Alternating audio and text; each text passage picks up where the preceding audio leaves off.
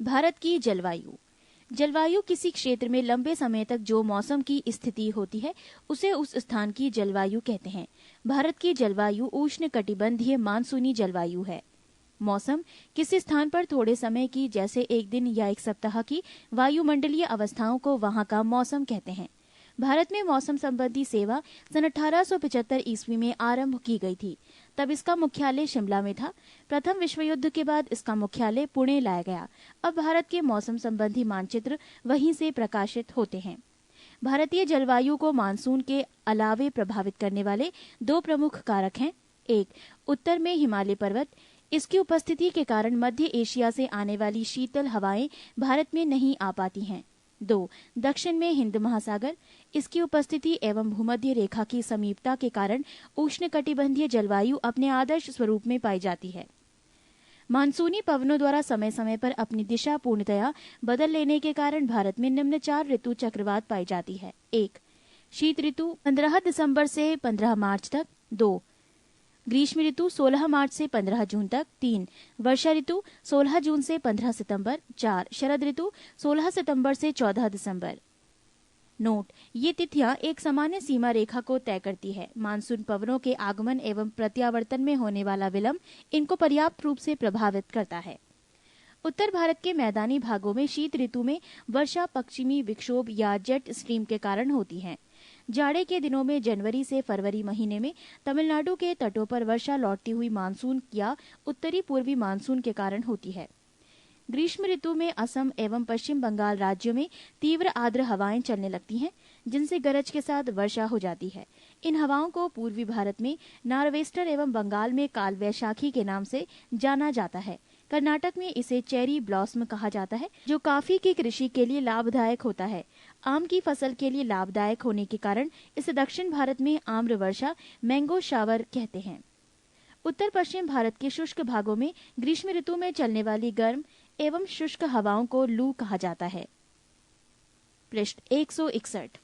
वर्षा ऋतु में उत्तर पश्चिम भारत तथा पाकिस्तान में उष्ण दाब का क्षेत्र बन जाता है, जिसे मानसून गर्त कहते हैं।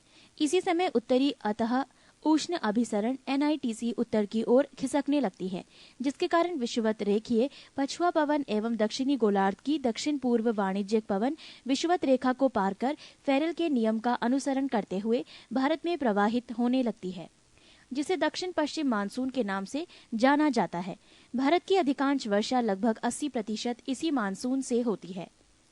भारत की प्रायद्वीपीय आकृति के कारण दक्षिण पश्चिम में के मानसून 2 शाखाओं में विभाजित हो जाता है। 1, अरब सागर की शाखा तथा 2, बंगाल की खाड़ी की शाखा।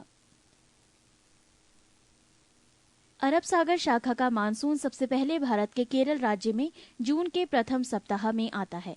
यहाँ ये पश्चिमी घाट पर्वत से टकराकर केरल के तटों पर वर्षा करती है। इसे मानसून प्रस्फोट, मानसून ब्रस्ट कहा जाता है।